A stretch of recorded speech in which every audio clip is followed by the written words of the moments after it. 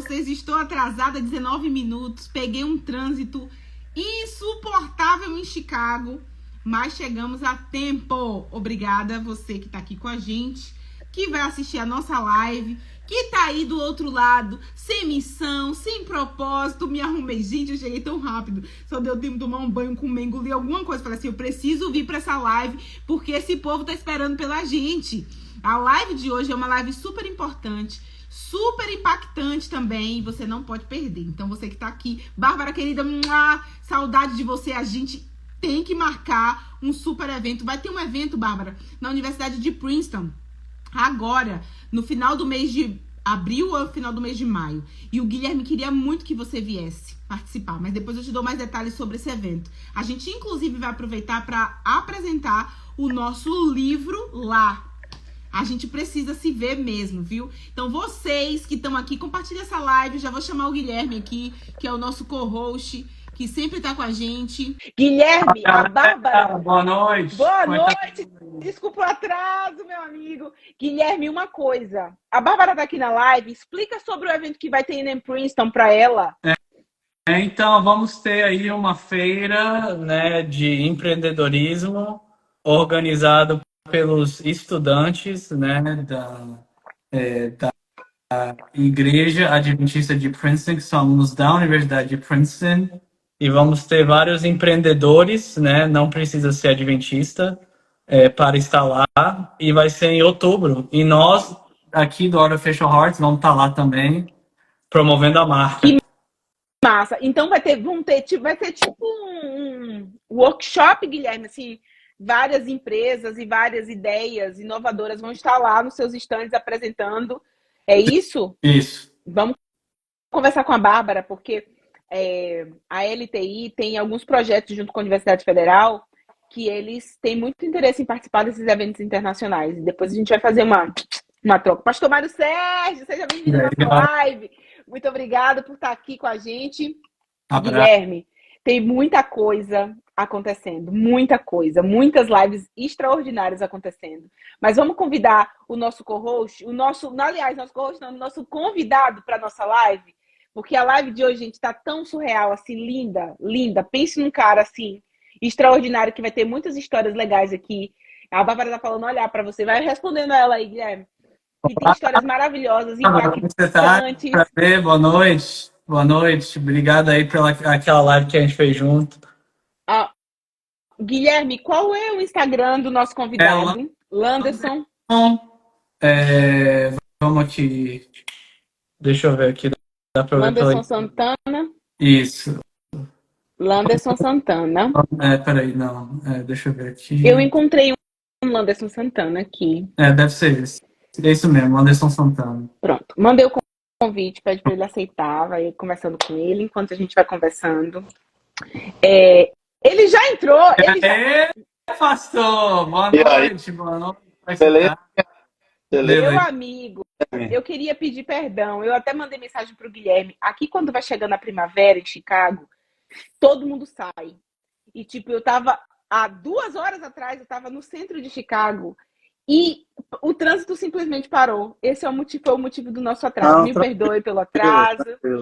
Espero que você esteja bem. Eu já queria te introduzir para a galera, porque eu fiz um stories essa semana, falando assim para a galera, tá aí sem missão, tá sem propósito, tá sem sentido na vida, você precisa assistir a live com o Landerson Santana para você poder se impactar e ouvir as histórias que ele tem de campo missionário para você encontrar o teu propósito. Então, meu amigo, já começando a nossa live, vou passar a palavra para o Guilherme te introduzir e a gente já começa o nosso bate-bola. Muito fácil, nossas lives geralmente são trocas de conversa, de diálogos, de experiências, então sinta-se à vontade aqui, que esse canal está aberto aqui para você poder trazer todas as experiências possíveis para impactar a nossa vida.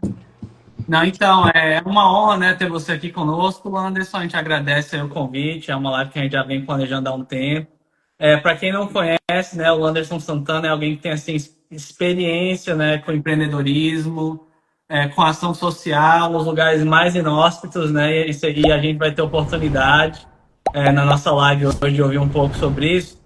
Mas queria que você ouvisse as suas próprias palavras, né, Landerson? Fala assim, onde você está, o que você está fazendo, né? E qual é uma das suas grandes paixões, né? Nessa área do empreendedorismo. Pois é, meu nome é Anderson Santana, eu estou falando de Salvador, na Bahia. Eu sou natural de Recife e hoje, atualmente, eu trabalho como assistente da presidência aqui na Associação Bahia, mas basicamente eu trabalho com serviço voluntário, que é uma paixão antiga. Eu sempre trabalhei recebendo missionários, enviando missionários. O serviço voluntário está sendo bastante ativo na Bahia essa época. O ano passado a gente enviou mais de 85 missionários para vários lugares do mundo. Alguns ainda estão em missão.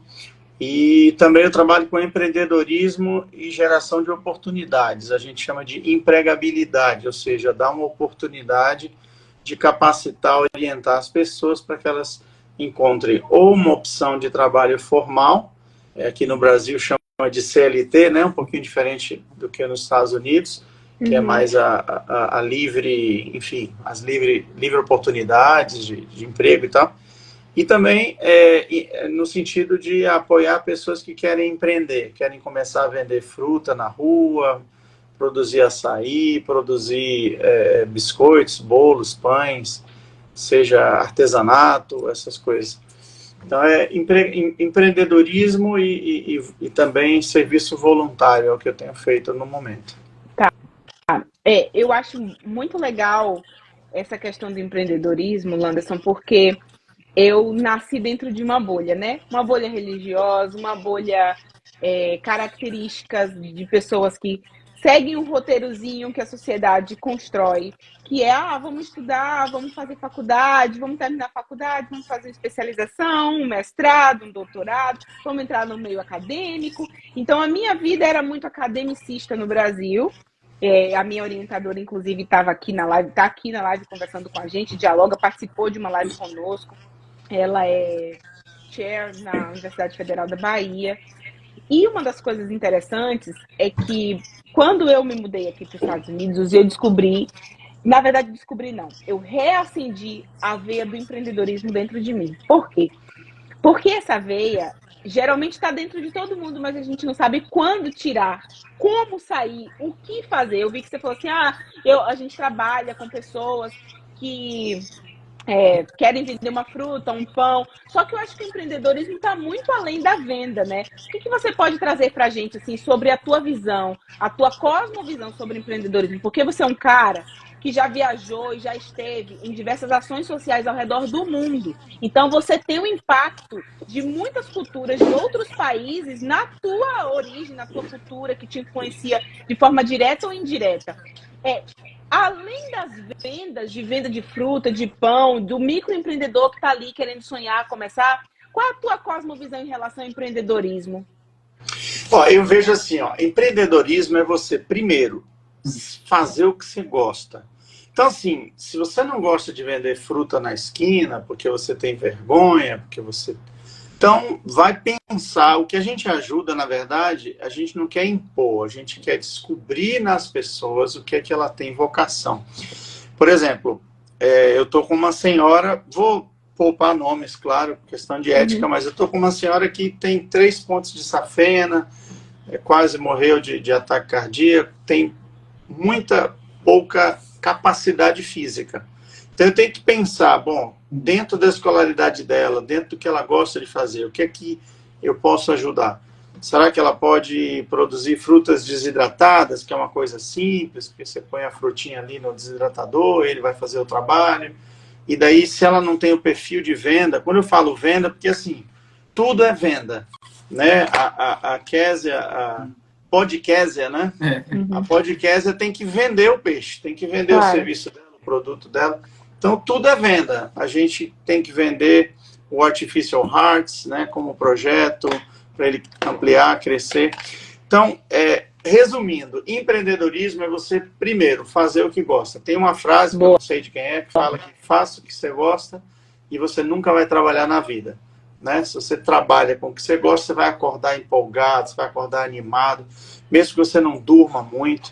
Eu me lembro como eu trabalhei, eu amo trabalho social também, trabalho humanitário. Na época, assim, mais difícil de Bangladesh foi a época onde os Rohingyas, né, os refugiados do Myanmar vinham, e a gente quase não dormia ali, porque tem os fusos aí do mundo. Então, 4 da manhã a Austrália queria reunir, mas os Estados Unidos só queria reunir 9h30, 10. Uau. Então, você ficava naquele negócio, você dormia um pouquinho, acordava e respondia um e-mail e tal. Mas aquilo era gostoso, porque você estava ajudando pessoas, fazendo o que você gosta. Então, com o empreendedor, por exemplo, a gente está com uma turma de empreendedores que começou ontem, que a gente está num lugar chamado Vila Canária, um bairro bem desafiador aqui em Salvador, para não falar muito. Mas, assim, a gente pega, reúne as pessoas, a maioria mulheres, né? Na verdade, 100% mulheres. Essa turma aí foi só de mulheres. Então, a gente vai o quê? Primeiro, a gente vai trabalhar com elas, autoestima, tal, vamos ver currículo, vamos ajudar, vamos levantar perfil. A gente tem uma empresa parceira que ajuda a levantar o perfil da pessoa, o chamado, não sei se vocês conhecem, é uma ferramenta, Profile Analysis Tool, que ajuda você a analisar o profile da pessoa, para que, baseado nisso, você vai conhecendo um pouquinho mais e dizer, tá, o que você quer fazer.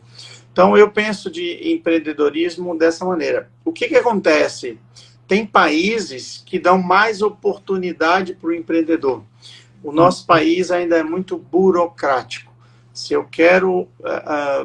por exemplo, tem o tiozinho lá no interior de Minas Gerais que quer começar a produzir queijo em uma pequena propriedade, ele tem muita dificuldade, até ele se organizar e conseguir colocar ele precisa entender o ecossistema, né? Todo o ecossistema, como funciona. Porque toda ideia de empreendedorismo é um começo de uma pequena startup, né? Mas eu acho muito viável. Esse é um assunto que eu poderia passar a noite toda conversando contigo. Não, a gente pode marcar outro bate-papo. Mas eu acredito que a galera aqui, Landerson, quer muito saber sobre essa questão de trabalho voluntário, humanista, como é que funciona para me voluntariar para uma missão. E o Guilherme vai introduzir mais sobre isso, porque as pessoas estão sem propósito, né? A gente tem enxergado, assim, tem visto isso. Sim. Mas, Guilherme, passo a bola para você. Vai, se joga. Não, pronto. Então, Anderson, a gente queria saber, em primeiro lugar, conte para nós um pouco de como surgiu essa paixão, né, pelo empreendedorismo. E depois a gente também quer ouvir assim, um pouco das experiências, né, que você teve empreendendo, até mesmo um dos maiores conflitos humanitários, né, do nosso século, com esse que você mencionou aí em Bangladesh, né? Mas vamos começar um pouco antes, né? Como é que surgiu essa paixão e como é que você chegou, né, da Bahia até Bangladesh? Então, falar um pouquinho de empreendedorismo e a gente entra para o lado humanitário, que é uma paixão minha também, e eu trabalho já há 24, 25 anos nessa área. Ó, empreendedorismo, eu trabalho também, assim, eu vou orando, pedindo a Deus para me dar ideias, colocar, e eu também trabalho com empreendedores maiores, né? Por exemplo, no momento, eu estou conversando com um empresário aqui em Salvador, que é um empresário grande, tudo, para a gente montar uma espécie de delivery de frutas e verduras através de aplicativo, né? Na verdade, eu dei a ideia das frutas e verduras e ele já tinha começado a desenvolver um aplicativo de delivery. É tipo um iFood, mas não é de alimentação pronta, é de fruta, verdura, você faz o seu basket, né? Então a gente trabalha também nisso aí, porque daí a gente consegue dar uma projeção maior. Eu consigo, de repente, fazer uma franquia dessa empresa, desse empresário, para os pequenos poderem também participar numa rede enorme de pequenos empreendedores. Ó, eu comecei a empreender cedo, né? Meu avô, aos 11 anos, era negociante de mamona. Só contar um pouco da história da família. Meu pai também começou cedo nos negócios. Só que meu pai é um pastor que virou empresário. Eu sou um empresário que virou pastor. Então a gente deu só uma trocada né? Hoje eu sou pastor, mas eu fui empresário. Mas eu comecei a empreender cedo. Eu lembro que eu queria ganhar mais grana. A mesada que eu ganhava era pouca e eu levava brigadeiro e bolo de chocolate para vender na sala de aula. Não podia vender, né? Era proibido. Aí a gente colocava ali de boa, quando dava um intervalo, virava uma feira. Eu lembro que eu estimulei outros empreendedores, né? Na época era só eu que vendia brigadeiro e bolo, eu não tinha concorrência. Aí depois já começou outras pessoas a trazerem outras coisas, coxinha, quibe. Daqui a pouco tinha uma lanchonete dentro da sala. Né? E daí eu fui, daí fiz outros pequenos negócios, daí eu trabalhava nas férias também, daí junto com meu pai. Eu vendia revistas, né? Não é exatamente a coportagem, porque a coportagem é com livros. Okay. Eu trabalhei quando criança ali vendendo revistas, mas eu vendia muito. E depois eu me envolvia com a Recolta, que foi quando eu comecei a me envolver com esse trabalho humanitário, vamos dizer assim, né? E eu lembro que eu tive o privilégio de, aos 10 anos de idade, ser o campeão de recolta para a lancha Luzeiro, e depois de muitos anos eu fui trabalhar justamente com a Luzeiro no Amazonas. Né? Então foi bem legal. A gente também trabalhou com agricultura familiar, que é uma paixão minha. Se eu pudesse decidir, eu morava na roça, não na cidade grande. Eu gosto da cidade pequena, mas parece que quanto mais eu penso em cidade maior, menor, aliás, Deus me coloca numa maior. Eu morei em Daca, que tem tinha na época 16 milhões de habitantes. É uma das 10 piores cidades para se viver, em termos de vários aspectos, tanto segurança, rede de esgoto, poluição, terrorismo, risco, saúde, uma série de problemas. Mas a igreja, para aqueles que não conhecem, tem uma rede chamada, tem uma agência humanitária chamada ADRA. Eu queria que você falasse mais sobre isso, sobre a ADRA, como é que funciona. Em inglês, ela retrata melhor o significado, é Adventist Development Relief Agency, então é uma agência de desenvolvimento e resposta a desastres, né? No Brasil, a gente traduziu como Agência Adventista de Desenvolvimento e Recursos Essenciais. O que dá uma ideia que a gente desenvolve recursos, mas não tem nada a ver. A gente desenvolve e trabalha com resposta a desastres. Então, a ADRA tem caminhando para 50 anos, mas o trabalho humanitário da igreja já vem de 1892, portanto, ainda os pioneiros, alguns dos pioneiros vivos ainda, né, como Ellen White. Se eu errar os dados aí, você me corrige, viu, Guilherme? 1915, né, Ellen White faleceu. Então, 1892, a igreja já tinha uma ação em prol de algumas guerras, enviando donativos, arrecadando doações. Depois, mas sem o nome ADRA, depois foi criado uma sigla chamada SAWS, S-A-W-S, que seria uma entidade da igreja, e depois resolveram padronizar, já que essa sigla num país não significava a mesma coisa do outro, então se padronizou. Mas para quem quer fazer diferença, eu convido você a entrar num site, quem sabe o Guilherme põe depois aí para o pessoal ver, Vivid Faith. Na bio. Pronto. Põe na bio, Vivid Faith. O Vivid Faith é um site muito fácil de navegar e você lá vai encontrar, você vai se cadastrar como voluntário, não precisa ser adventista, cristão, você pode se cadastrar e lá vai ter uma série de calls, né, de chamadas, de oportunidades de trabalho, não é só voluntariado, é bom explicar esse detalhe, a maioria são trabalhos voluntários, mas, por exemplo, você que é professor de línguas, de inglês, por exemplo, quer ir para a Tailândia, que é um país maravilhoso. Eu tive a oportunidade de ir umas 10 vezes na Tailândia enquanto eu morava em Bangladesh, devido aos eventos que a ADRA fazia e tudo. E a Tailândia, inclusive, pegar o gancho, Guilherme, a Tailândia é um país que a nossa união aqui, ou seja, os estados da Bahia e Sergipe, nos próximos 5 anos, eles vão apoiar o trabalho da igreja, o trabalho tanto da educação quanto da parte religiosa, dos projetos sociais na Tailândia.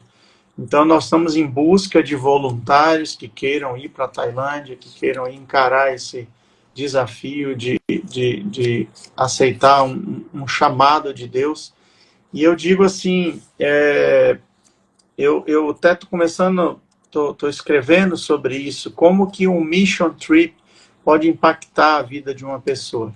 Às vezes, numa missão curta até, você tem pessoas que mudam radicalmente a sua compreensão de mundo.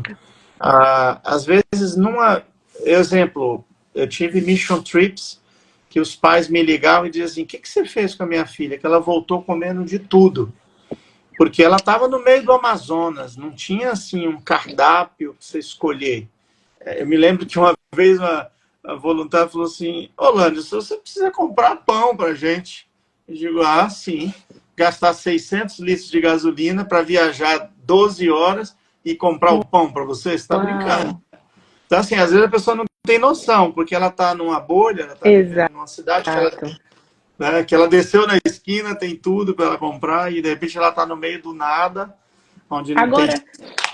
Agora, Lanson, desculpa te interromper, mas, cara, eu gosto muito de ouvir essas histórias, porque eu e meu esposo, a gente tem um coração muito inclinado para a missão, né? A gente já realizou alguns trabalhos missionários em alguns ambientes que a gente viveu, e às vezes a gente tem a falsa ideia de que missão é só em países inóspitos, por exemplo, que tem dificuldades, que sofreu algum ataque terrorista ou que está passando por algum tipo de perseguição.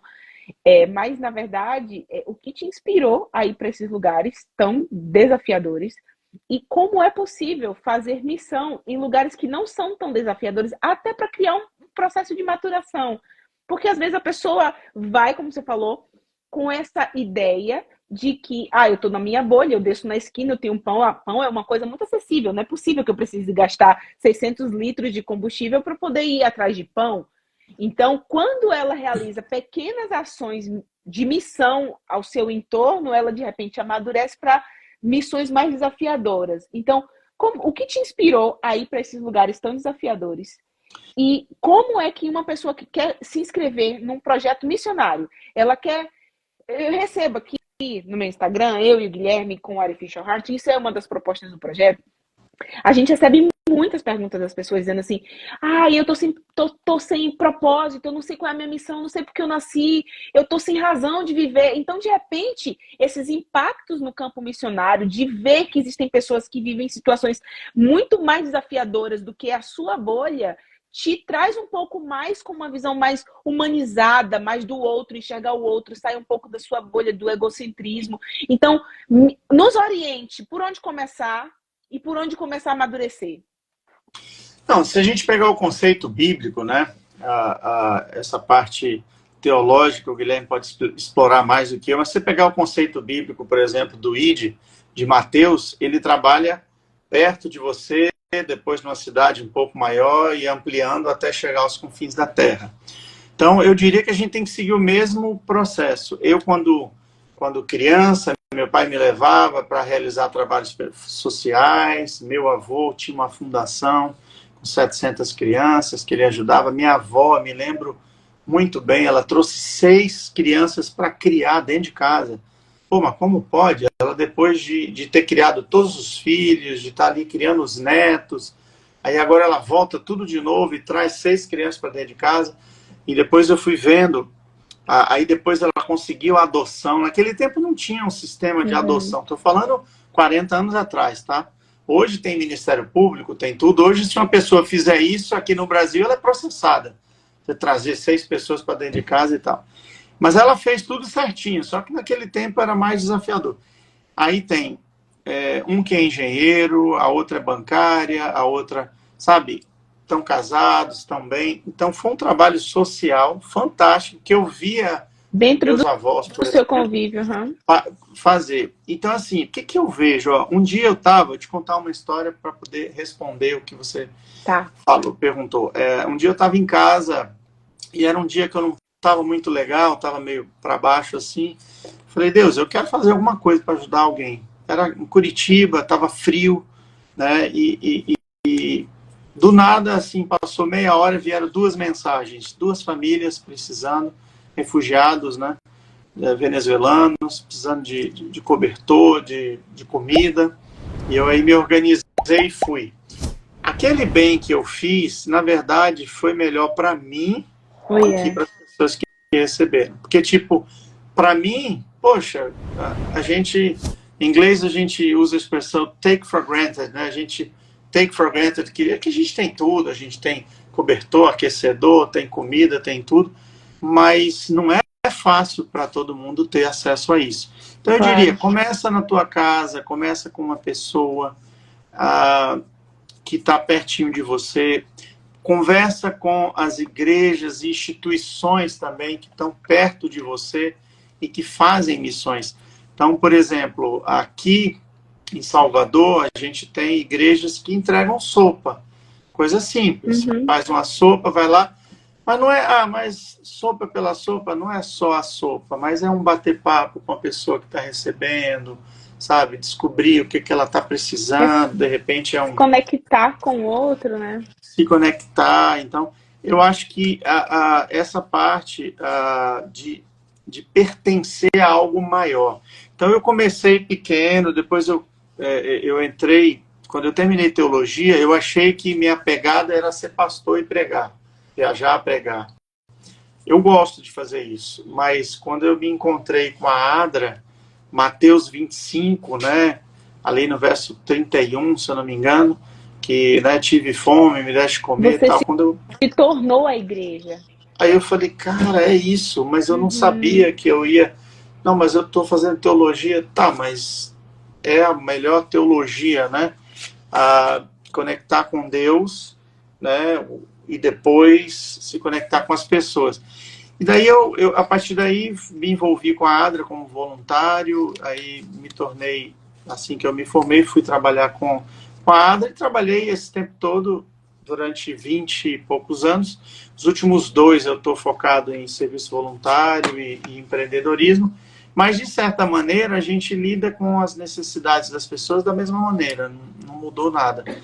Então, assim, tem muitas oportunidades para você que quer fazer a diferença. E outra coisa, Kézia, por exemplo, você e seu esposo, vocês moram nos Estados Unidos, mas você pode, por exemplo, adotar a Tailândia sem estar na Tailândia. Ótimo. Você pode pesquisar... Então, disponibiliza o link para a gente, porque eu quero fazer questão da gente compartilhar aqui na nossa rede, para que as pessoas possam ter acesso a isso, porque tem muito voluntário que quer, e tem muito empresário que entra em contato com a gente, perguntando como é que pode apoiar os projetos que a gente está engajado. Então, já está aí, viu, pessoal? Você que está aí assistindo, que vai assistir depois no YouTube...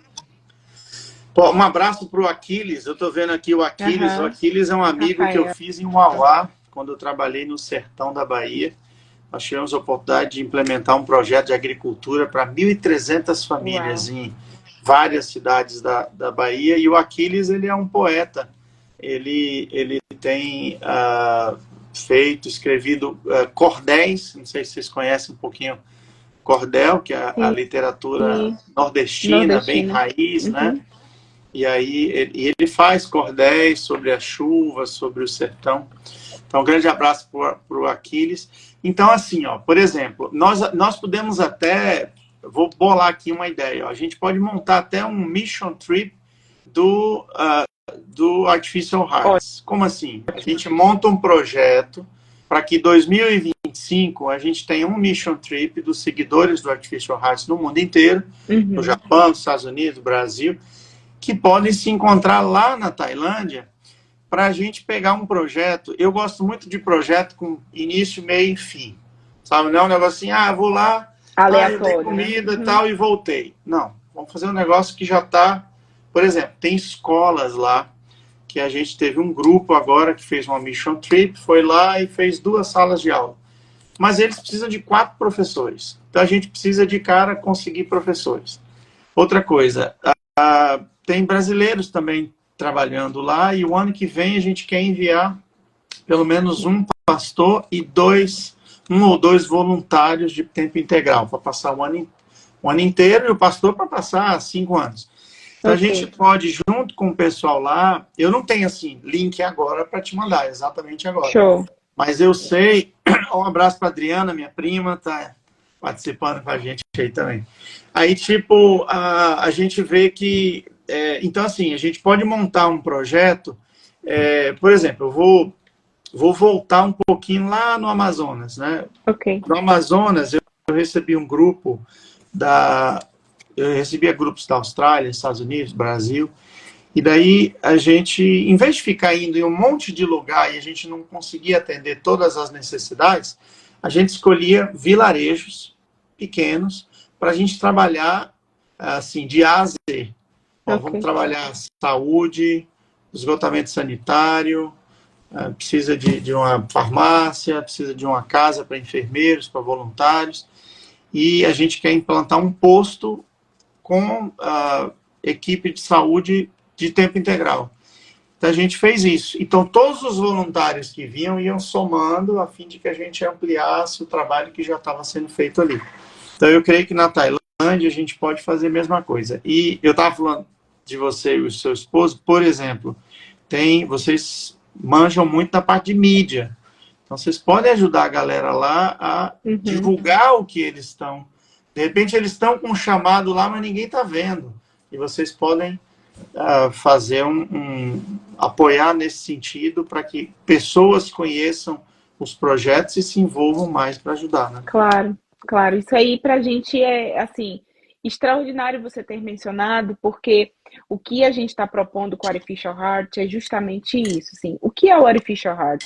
Guilherme, você poderia mostrar a camisa para o pessoal? A gente tem, nós temos uma linha de branding que a gente está construindo, camisa, casacos com capuz, canecas, garrafas térmicas, capas de celulares. Para que serve isso, Landerson? Todo o dinheiro que a gente reverter através da venda desses materiais da brand Artificial Heart, a gente vai estar revertendo esses recursos para o filme, que é um livro atualmente. E esse livro é um livro totalmente diferente dos livros que a gente é acostumado a ver no Brasil. Aqui nos Estados Unidos e no Japão existe uma cultura muito forte que é o anime. Os idosos no Japão consomem anime. Então, a gente traz uma nova roupagem para as novas gerações, geração milênio e geração Z. A gente traz a linguagem, trazendo valores tradicionais, esperança, reconectando o humano a Deus, através de uma linguagem mais contemporânea. E como é que a gente vai fazer esse negócio se transformar em algo viral? Muito simples, é através das campanhas que a gente tem feito, através das lives, através da venda dos produtos, nos conectando com empresários. Há 2 meses atrás, nós fizemos uma reunião com uma grande produtora eles produzem para a Nickelodeon, que é uma empresa que vocês no Brasil conhecem. Eles produzem muitos filmes famosos e eles têm interesse em produzir o Artificial Heart.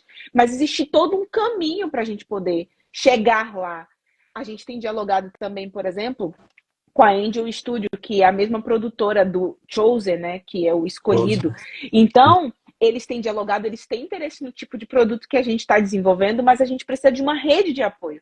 E através de missões como as que a gente pode estar desenvolvendo até para a Tailândia, criando esse conteúdo, transformando esse conteúdo em algo viral, para que as pessoas conheçam, para que as pessoas se conectem, consumam esse tipo de conteúdo, e a gente cria uma rede, um network muito grande em torno disso, a gente pode levar essa mensagem de esperança para outras pessoas, porque às vezes a gente tem uma falsa impressão de que para a gente fazer missão, a gente precisa estar, por exemplo, em campos desafiadores que estão sendo bombardeados. Mas esse tipo de trabalho que eu, Guilherme, e a minha família, a gente está se propondo, é um tipo de missão. Claro. Então, Landerson, fala um pouquinho pra gente. O Guilherme provavelmente vai perguntar sobre isso, mas como pessoas que têm projetos como os nossos, que é um projeto missionário que quer chegar mais avante, como é que a gente entraria, por exemplo, em países comunistas como a Rússia, por exemplo, ou como a Coreia do Norte, que você não pode falar determinados assuntos ou falar sobre Deus? Fala, Guilherme. Não, pode falar, pode falar. Não, eu acho muito legal o projeto, eu estou conhecendo mais nessa live, dei uma olhadinha na internet e tal, e eu vejo que tem muitas maneiras que vocês podem trabalhar. Na verdade, assim, na esquina de Chicago ou em Nova York, podem ter jovens pensando em tirar a sua própria vida, porque não conseguem encontrar um propósito, e o Artificial Hearts pode trazer essa mensagem através dos desenhos, né, de uma maneira diferente de enxergar, pode trazer esperança. Então, é um trabalho missionário assim maravilhoso. E eu entendo que é tão importante quanto o que está sendo feito lá na ponta. Porque Claro. Jesus não falou, ó, vocês vão pregar o evangelho lá longe, mas esquece aqui perto. Ele incluiu. Né? Ele disse, você prega onde você está, depois Samaria, Judéia e até os confins da terra. Então, eu acho que é fantástico esse projeto de vocês, acho que a gente pode conversar mais. Através de missão, eu acho que é uma coisa legal. Aí você falou da Rússia, como levar na Rússia. Assim, eu não tenho... eu estava olhando, né, a contracapa, né, da nossa, do nosso estudo, né, para esse trimestre, e a gente olha ali e a gente vê... Peguei a contracapa errada aqui, peguei a do passado. Mas, enfim, a gente vê que ali são todos países que tiveram seu direito de liberdade de expressão cerceado por muitos anos, né? O comunismo dominando, as pessoas não tinham liberdade de falar, e é difícil você trabalhar com uma geração que se acostumou a um status e que agora eles meio que, não sei nem o que pensar. É bem complicado, é bem difícil. Essa parte do comunismo, né, o impacto do comunismo, né, na vida das pessoas. Mas eu creio que através do lúdico, dos filmes, dos desenhos, das animações que vocês querem fazer, você pode trabalhar esses conceitos, né, criar os personagens que vão trazer a esperança. Acho que o Guilherme pode falar um pouquinho mais aí dos personagens. Tem já os personagens? Já. Tem o Guilherminho? O livro está Então, pronto. Tem o Guilherminho e a Dama. Muito bem, né? Não, tem aqui, né? Isso aqui é um deles, né? Mostra a camisa, Guilherme, assim, os principais personagens da camisa. Os três estão aqui, né? Então, André, isso foi inspirado num livro chamado Os Irmãos Karamazov, escrito por um escritor russo cristão chamado Fyodor Dostoiévski, que ele aborda muito essa questão, né, da religião, da fé em Deus e o niilismo, né? Então, assim, eu acho que o Artificial Hearts eu não vejo assim como um projeto especificamente assim denominacional da igreja, Sim. mas é uma tentativa, eu acho, assim, de renovação cultural, né? Eu acho que a nossa sociedade assim foi para um extremo e eu acho que tem que pelo menos trazer de volta para a gente poder falar no mesmo idioma, né? Na mesma língua, de uma moralidade comum, tal. Então, o Artificial Hearts tem mais ou menos esse propósito de ser assim um entretenimento, de ser algo de lazer, mas que possa fazer meio que essa crítica social, né, que eu acho que a nossa sociedade está vivendo, de uma maneira assim bem jovem, né? Então assim, eu me inspirei muito nesse livro, né, que é mais ou menos a história desses três irmãos, um é ateu, o outro é um sacerdote, né, da igreja russa ortodoxa, o outro é uma espécie assim de hedonista, e você meio que vê o grande conflito se desenvolvendo, né, na vida de cada um dos personagens e das vidas, né, que estão ali. Aí eu misturei um pouco disso, né, com anime, né, japonês, que inclusive, assim, o timing foi perfeito, né, porque eu comecei quando a gente foi fazer a história, foi 2013, né, assim, eu queria fazer alguma coisa misturada de anime com esse livro, né, que eu gostava muito, até eu colocar um pouco, né, de grande conflito, né, que eu acho que tem muitas pontes em comum. Só que aí no e-mail da faculdade, que graças a Deus eles não apagaram, ainda permaneceu intacto, depois que eu havia me formado. Aí na época da pandemia, né, que eu acho que era uma época que todo mundo estava assim, enclausurado e depressão, né, desânimo, você viu aquilo. Sim. Aí eu trouxe de volta, né? Aí eu apresentei o projeto para a Kézia, né, para acelerar um pouco a história. Ela curtiu, me convidou para o podcast dela. Ela já tinha um podcast, ela já queria, como é que eu digo, desenvolver, né, esse tipo de projeto. Aí o projeto decolou, né, com ela. Juntou né, a fome com a vontade de comer. Que legal, que legal. Sim. Aí, Então, E é interessante, né? Eu até vou apresentar depois esse projeto de vocês, Eu tenho um primo também que está criando um podcast e tal. Eu acho que assim, Deus vai Vai ligando, trabalhando né, as mentes, coisas. né? Vai ligando para que as pessoas, independente, vamos dizer, porque às vezes a gente tem uma ideia de que assim, não, só quem pode fazer o trabalho para Deus é quem está totalmente consagrado, quem é um pastor e tal, ou um irmão da igreja, um ancião, e não tem nada a ver, né? Qualquer um pode fazer o trabalho para Deus. Inclusive a gente tem na Bíblia, né, vários exemplos de pessoas que fizeram a diferença, se consagraram a Deus com humildade, com simplicidade, mas que, né, puderam fazer algo fantástico. E parabéns pela ideia aí, e eu creio que Deus vai te orientar para você. Quem sabe, eu quero saber como comprar camiseta no Brasil. Tem? Já, a gente já. Quero me mandar. Na verdade, a gente vai mandar uma para você, mas nós estamos atuando em todas as mídias sociais. Nós estamos em todas as mídias sociais. Nós temos nosso site também, né? Que é o artificialheart.com. E também, viu, eu sei que você treina... Sim, a gente tem a camisa de jiu-jitsu. Mas tem um... Eu sou faixa preta de taekwondo. Mas tô parado, tô enferrujado. A gente tá montando uma linha esportiva, assim, karatê, taekwondo, jiu-jitsu. A gente tá montando uma linha esportiva, porque essa galera que curte esporte também queria ver o Artificial Hearts na marca, né, do esporte que pratica. Aí a gente bota as frases mais bíblicas do livro. A gente tem essa aqui, ó.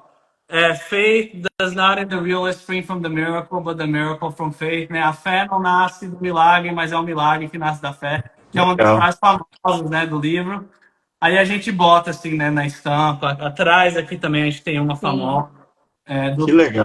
Tem essa temática, né, de renovação espiritual. Na verdade, todo esse contexto que a gente criou em torno do brand Artificial Heart é para que esse conteúdo se torne relevante, a gente cria uma marca e que através dessa marca, porque como é que a gente vai engajar com as empresas? Você que é da gente. Aí agora a gente volta lá para o começo, só porque a gente falou sobre empreendedorismo. Eu, Landerson, era totalmente academicista no Brasil, do ramo acadêmico, que eu vim empreender. Na verdade, a gente veio para cá por missão, mas eu me descobri empreendedora aqui nos Estados Unidos e eu comecei a empreender, montei a minha própria empresa, engajei. E aí foi quando eu e o Guilherme a gente se encontrou com os projetos diferentes e a gente começou a trabalhar no projeto Artificial Heart. Agora, o que tem a ver? Para a gente poder chegar para um cara, por exemplo, que é um produtor da Nickelodeon, por exemplo, que ele é um cara grande no Tennessee, que tem uma grande produtora, como é que a gente chega num cara desse? A gente tem que ter uma brand forte, a gente tem que ter uma marca que traga algum tipo de relevância. Então, criar todo esse ecossistema por trás do Artificial Heart é estratégico, mas que não deixa de ser missionário. Então, olha que interessante as duas áreas que você atua. O empreendedorismo é um viés de atrair pessoas que querem trabalhar para si, mas que também possam se conectar com algum tipo de verdade através disso.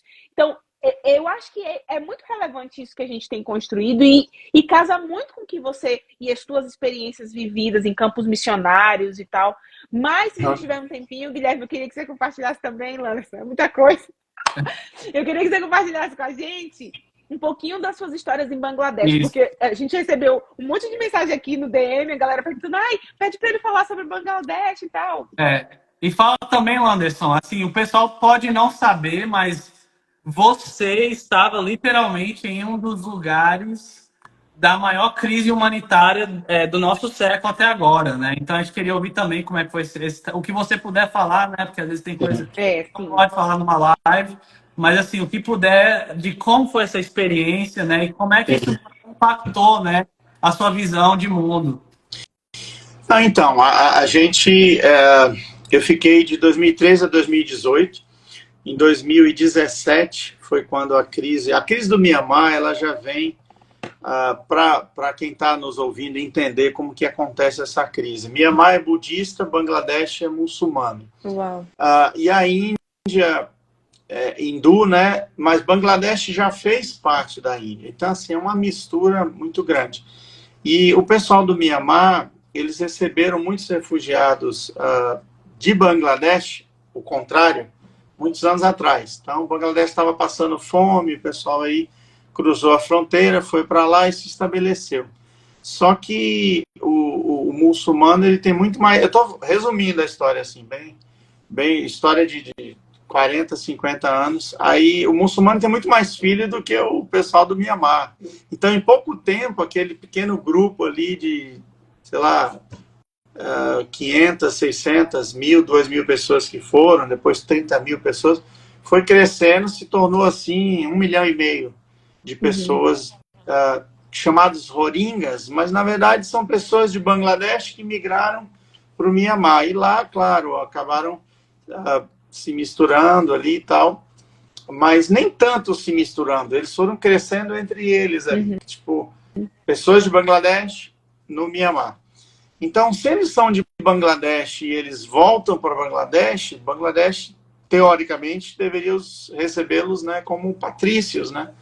Mas Bangladesh não reconhece eles como pessoas dessa nacionalidade, até porque talvez o pai que migrou para lá já morreu, agora já é o filho, o neto. E também Mianmar não reconhece. Então, ficou uma tensão muito grande. O Mianmar tem um regime totalitário também, um pouco complicado. E aí, dessa tensão, houveram mortes e tanto o exército do Mianmar matou pessoas Rohingyas, né? E pessoas Rohingyas também acabaram cometendo crimes contra o exército. Então, dessa confusão, dessa briga, eles tiveram que fugir. Então, assim, Bangladesh já tinha, vamos botar, 300.000 refugiados de Rohingyas há muitos anos lá, 20 anos pelo menos. Mas, de repente, esses 300.000 aumentaram para 1,1 milhão. Então, essa escalada criou campos de refugiado que eram, assim, é difícil descrever, porque para mim, conhecia campos assim com 50.000 pessoas, 100.000 pessoas já é muito. Né? 100.000 pessoas é uma cidadezinha razoável aqui no Brasil. E, de repente, tem o campo de refugiados com 550.000 pessoas. Sem nenhuma estrutura, eles vinham só com roupa do corpo, uma mochilinha, sem comida. Então, a ADRA começou fazendo, em inglês, food security, né? A gente começou a trazer alimentos, segurança alimentar. Depois a gente entrou em WASH, né? Água e saneamento básico. E depois a gente entrou em... Cara, nem sei falar em português. Camp Management, né? Quer dizer, gestão do campo de refugiados. Né? E essa parte foi interessante, porque eu nunca tinha mexido com isso. Você tem que fazer rua, fazer pontes de bambu, tudo de bambu. Pontes de 70 metros de comprimento, com 20 de altura. E lá a gente não podia... era difícil o trabalho lá, porque como estrangeiro eu não podia dormir perto do campo de refugiado, não tinha hotel. E os que tinha não permitia estrangeiro dormir. Então, a gente tinha que deslocar todo dia 2 horas do local mais perto, que chama Cox's Bazar, que é a parte da praia de Bangladesh. Uma cidade que mudou muito, uma cidade que tinha muito turista, né, passeando, e de repente virou uma cidade para receber as ONGs, as entidades, enfim, as ONGs grandes, né? Não precisa citar nomes, mas as grandes, as médias. E a gente trabalhava muito forte, muitas horas por dia. Chegamos num mês, distribuir 200 toneladas de alimento. Vocês trabalharam com a ONU, Landerson? Pode falar ou não? Pode, a gente trabalhava com a ONU. Na verdade, a ADRA tem um agreement, né, com a ONU, porque tem a IOM, né? Em português é OIM, né? Inverte as letras. A gente tem a OIM e a gente trabalha também UNHCR, né? Que a gente trabalhava. E a gente trabalhava com Food Security, a gente trabalhava com várias parcerias mundiais, ADA Internacional, os Mormons também tem um trabalho forte que chama LDS, né? LDS Charity, né? Latter Day Saints Charity. Sim. Eles trabalham Conhece aqui. só com food security, basicamente, assim, o foco principal é a alimentação. Então a gente fez bastante food security com eles. A gente trabalhou com a ONU, administrando. Tem uma história com a ONU que é interessante, né? Tinha uma reunião com várias ONGs e tal, e daí no final da reunião, o pessoal da ONU chamou a gente e falou assim: ó, dá um pulo amanhã lá pra gente conversar, que a gente tem um projeto aí pra vocês. Aí a gente foi, né? Não sabia o que era. Daí o cara falou assim: ó, a gente precisa fazer 50 mil shelters, né? Abrigos, né? Aquelas barracas, assim. E a gente quer passar para vocês. Cara, eu tomei um susto. 50 mil é muita coisa. 50 mil tendas para você comprar material, organizar, entregar.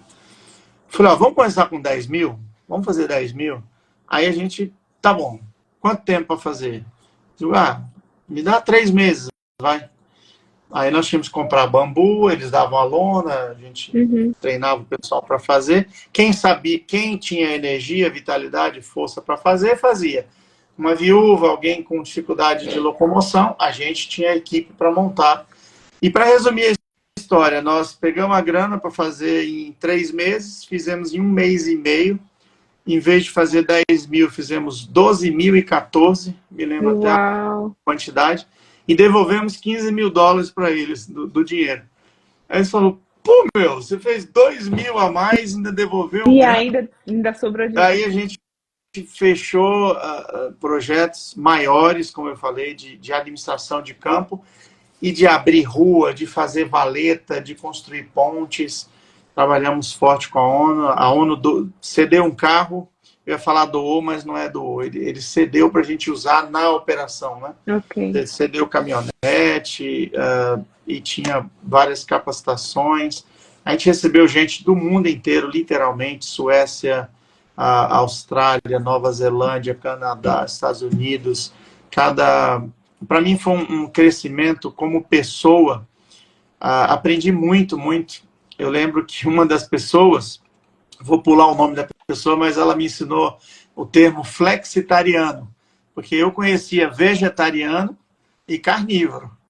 Aí ele saiu comigo e hoje eu vou comer hambúrguer.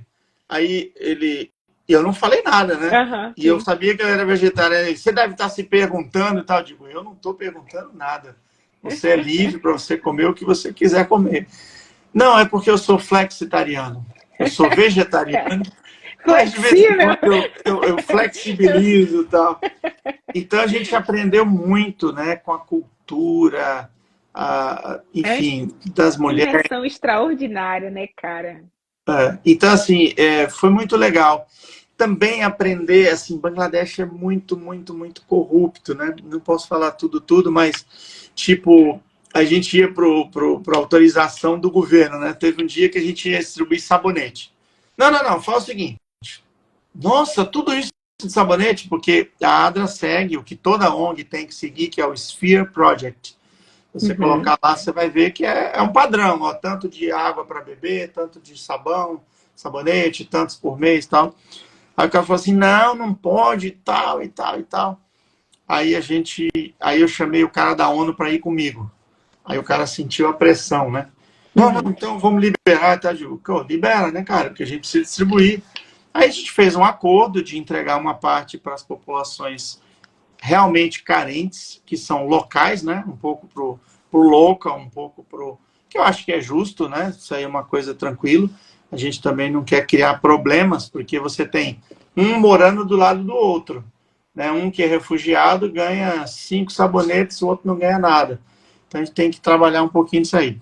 Então a gente articulou tal. Só que quando chegou na hora de entregar, o papel, o documento, não tinha chegado na nossa mão para a gente entrar com o caminhão e burocracia. levar. Aí eu falei, cara, aí a gente pegou a caminhonete com o logo da ONU, bem grande, né, UNHCR, e não tinha nem o logo da ADA era pequenininho, assim, o da ONU era gigante. Aí eu falei, cara, mete esse caminhão aí na frente, essa caminhonete da ONU, na frente do caminhão, eu quero ver esse exército, porque tem a barreira do exército, né? Sim. Aí o cara parou, tal, eu falei, ó, o paper é esse aqui e tal. Não, mas cadê aquele outro? Não, aquele outro não, é esse aqui e tudo. A gente estava tudo certinho, né? Mas a gente tinha que dar um jeito de chegar aquilo ali, né? E quando era comida, aí era mais radical ainda a necessidade, a urgência, né? Porque as pessoas não tinham o que comer. E nessa crise, eu me lembro, eu fiz peguei o celular assim, fiz um videozinho de 5 minutos e orei, né? A gente precisava de muito dinheiro. Eu lembro que só aquele vídeo, na semana, veio $10.000. E Deus foi abençoando de forma maravilhosa, sabe? O que a gente não imaginava de conseguir apoio, de crescimento. Pra você ter ideia, eu não gosto de falar em valores, porque valores não retratam tanto a questão do que a gente faz, mas eu gosto de falar em vidas. A gente ajudava 70 mil vidas antes da crise dos Rohingyas. Depois da crise dos Rohingyas e outros projetos que a gente também de ciclone, de atendimento à emergência, a gente ampliou para 500 mil de vidas. Então, quando eu saí, porque eu orava a Deus para triplicar, era o meu alvo, de 70 mil eu queria chegar em 210 mil. Mas Deus me deu muito mais, né? Efésios 3, 19 e 20 fala que aquele que é poderoso, né, para nos dar muito mais do que a gente imagina. Então, eu fico pensando, né, Kézia, você falou das pessoas que querem propósito, né? Para muitas pessoas, elas recebem, principalmente aquelas que recebem tudo de mão beijada, né? Recebem alimento, o pai oferece tudo e tal. Elas não têm ideia das necessidades que os outros passam, né? Eu conversava uma vez com um desses garotos jovens aí, ele pensava assim, nossa, mas todo mundo deve ter uma casa melhor que a minha. E aí eu falava assim, você tá brincando, né? Só o teu quarto é maior do que a maioria das casas que eu conheço num bairro que eu visitei. Né? São casas onde moram 7, 8, 10 pessoas. Em Bangladesh, favelas com 35 casas disputando um só banheiro. Eu lembro que eu relatei isso em uma cidade, esqueci o nome da cidade, lá na Austrália, Pastor Dada. E aí ele disse, aí no final uma mãe me procurou, falou assim, pô, eu queria te agradecer, porque meus 2 filhos duelam, brigam por causa de um banheiro, porque eles têm que dividir um banheiro.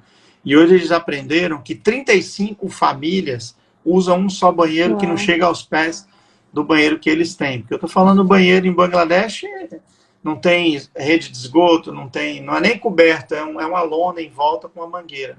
Então, quem realmente vê que falta propósito, se conecta com Deus, procura esse site que vai estar nos disponibilizado, Live Faith, procura se envolver localmente, né? Eu gosto da palavra local, né? Seja local, que você seja global e seja local. Então, vê o que dá para você fazer em casa, vê o que dá para você fazer na tua vizinhança, né? Poxa, que legal. Landerson, a gente quer agradecer a sua presença aqui, a gente agradecer o seu tempo que você dedicou para estar aqui conosco e a sua paciência aí também, né? E a gente queria terminar com uma última pergunta, né, que a gente sempre faz para cada convidado, né, que vem na live. A Kézia, né, e eu, a gente apresentou para você um pouco do projeto. E o Warrior Official Hearts, ele é um podcast dedicado a disseminar as obras de Dostoiévski para um público jovem, adulto, e reinvigorar, né, e restaurar a sociedade com os valores atemporais da civilização ocidental e do evangelho cristão. Então, nessa sociedade, né, que a gente falou que a gente tem tantas pessoas, né, que estão se sentindo vazias, que não sabem o quanto que tem, né, talvez não valorizam, né, o que tem. Como é que você vê projetos como esse que você mencionou, de viagem missionária, de trabalho voluntário? Como é que você vê o potencial disso para humanizar, né, e restaurar a conexão dessas pessoas com o seu Criador? E aí eu já queria também agregar uma pergunta do Guilherme. Já deixa a tua mensagem. Que mensagem você deixaria para essas pessoas que estão aí meio sem esperança? Sim. Tá, então, eu repete aí, Guilherme, que agora eu me confundi. Você quer falar... Ah, tá, como as missões, Obra, já peguei. pode ser essa obra assistencialista, né? Sim, Missionária, humanizando essa é. pessoa. Sim, então, eu vejo assim que tem muitas e muitas oportunidades de você se envolver localmente. Pode ser uma entidade, uma ONG do seu lado, pode ser uma pessoa precisando de você, pode ser ah, uma pessoa que você faça diferença, que você converse. Quando a gente vai fazer missão, que a gente volta, parece que os nossos olhos se Se abrem expandem. para a gente olhar ao redor e ver como ajudar pessoas, como orientar, como sorrir, como conversar. Por exemplo, eu não gosto muito de dar dinheiro em sinaleira ou para aquelas pessoas que estão guardando o carro ali. Então tem um rapaz que ele é mudo e ele fica ali ajudando a guardar carro e tal. O que eu faço de vez em quando é ir pagar um lanche. Eu vou numa lanchonetezinha do lado, não é nem lanchonete, aqueles carrinhos que vendem lanche na rua, e pago geralmente um para ele comer naquele dia, outro para ele comer outro dia, e tento conversar com ele. Eu não sei falar sinais, eu só sei falar bom dia, só sei falar isso. Mas ele, apesar de ser mudo, ele também não aprendeu a linguagem de sinais. Então, nem isso, tipo, bom dia, ele não vai entender. Então, eu diria assim, se coloque nas mãos, procura orientação de Deus, olhe ao seu redor o que está acontecendo de entidade, quem sabe, uma creche, um asilo, um idoso que tem pouca gente ou ninguém para conversar. Eu lembro que Verdade. quando eu morava em Porto Alegre, eu fiz amizade com o seu Edgar. Ele de vez em quando me manda mensagem. No Dia dos Pais eu ligo para ele e tal. E ele ficava muito sozinho. E eu fiz 2 vezes, levei ele para jantar. Nossa, ele ficou tão feliz, uma coisa Uma tão coisa simples. simples, né, cara? Então, assim, de repente alguém que está aí perto da sua casa faz um bolo, leva um pedaço, sorria. E as missões, quem puder se envolver, participe mesmo. Aí você vai dizer assim, mas eu não tenho dinheiro. Os maiores missionários não tinham. Né? O Andrews foi o primeiro missionário. Ele não tinha um centavo no bolso para nada, não tinha dinheiro para passagem, não tinha nada. E as pessoas fazem campanha e tem gente preparada, querendo doar e não sabe aonde. Então, de repente, ele vê você envolvido em missão, ele vai aportar, ele vai ajudar. Eu me lembro quando eu estava em Bangladesh, tinha muita gente que me procurava e falou assim, eu quero te agradecer. Eu falei, por quê? Porque você está me dando a oportunidade de doar para um projeto que eu estou vendo que vai funcionar, que vai mudar a vida das pessoas e tal. E eu falei, pô, eu que agradeço. Você está apoiando e tal. Então, se envolva, mesmo que você não tenha o dinheiro. Entra no projeto, né? E terminando, eu queria deixar uma mensagem assim. Eu gostei muito do Artificial Hearts e vejo que é um projeto que a gente deve expandir.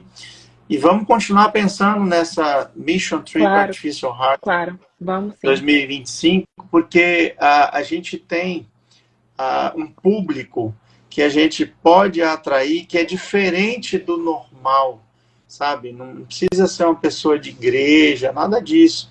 A gente pode ter pessoas que estão com um coração quebrantado, com um coração, quem sabe, partido pelas situações da vida. E quando você olha para o próximo, você para de reclamar. E eu queria terminar contando uma história. Ontem eu estava com uma senhora que está com dívidas, está com dificuldade financeira e tudo. E quando ela perguntou de uma determinada pessoa, e eu fui falar que a pessoa estava com Alzheimer, que a família praticamente não visitava a pessoa, que ela estava sozinha e tudo e tal, que apesar de ter recurso para se alimentar e tudo, mas ela não tinha ninguém perto. E ela falou, nossa, meu problema é pequeno. Uau. Eu só estou com essa dívida aí, mas daqui a 17 meses eu termino de pagar e eu vou conseguir, tal. E é exatamente isso. Quando você olha para o seu problema, ele só aumenta. Quando você olha para fora e você vê que pessoas têm problemas muito maiores, né, que não conseguem resolver.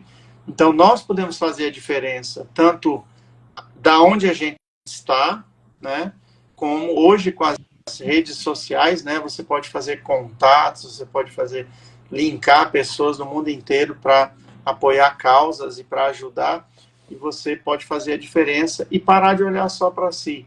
Porque quando a gente, eu digo assim, quando a gente olha só para nós mesmos, a tendência humana é mesquinhez, orgulho, vaidade. Essa é a tendência, né?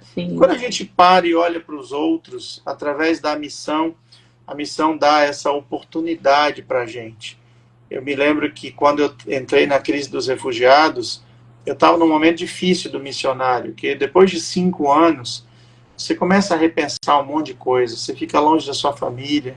Eu fiquei, no total, 8 anos sem conviver com a minha filha o tempo todo, né? Porque celular não é a mesma coisa. Horádico, né? Sim, sim. Eu gosto de abraçar, minha filha hoje mora comigo aqui, te abraça, beija, conversa, mesmo que está na correria, mas todo dia encontra. Então eu fiquei nessa... Então eu já estava meio passado, né? E daí veio essa crise de refugiado, eu parei e pensei assim, não, peraí, pô, os caras estão lá, não tem o que comer, não tem onde dormir, estão na chuva. Pera aí um pouquinho, vamos movimentar um pouquinho. Perderam os filhos, né, na travessia, deixa o filho em um país, vai para o outro. Exato. E aí, tipo assim, muitos... eu falei, nossa, e eu tô preocupado com o meu problema fica pequeno perto disso. Uau. Isso é muito profundo, cara. Anderson, eu queria te agradecer, eu e o Guilherme, né, a gente gostaria de te agradecer por compartilhar um pouco, assim, eu não tive muito o que falar, porque, na verdade, essas experiências eu gosto mais de ouvir. Eu não deixei vocês falarem. Não, você não tem noção, eu sou muito talkativa, eu falo muito, mas, assim, quando você ia falando, eu meio que ia me vendo lá no campo de refugiados, na situação. Então, a gente emerge, e isso traz um nível de profundidade, de reflexão, que poucas experiências que a gente vive traz. Então, para a gente foi uma experiência ímpar, singular. Estamos à disposição no que for preciso para a gente poder levar também, trazer os projetos que você tem de missões para se conectar com os empresários que a gente vem dialogando e vice-versa. Que esse seja o começo de muitos projetos que a gente possa construir junto, né? Porque eu acredito muito nesse viés de unir as mãos e vamos junto, vamos construir, vamos fazer acontecer. E, cara, que Deus te abençoe, tá? A gente vai estar orando por você, para que esse seu coração que é resignado, que é inclinado à missão, que Deus te mantenha assim, porque são poucas pessoas que abrem mão da sua bolha confortável para viver em prol do outro, tá? Essas são as minhas palavras para você. Tá bom. Obrigado aí pela oportunidade. E tudo de bom para vocês aí.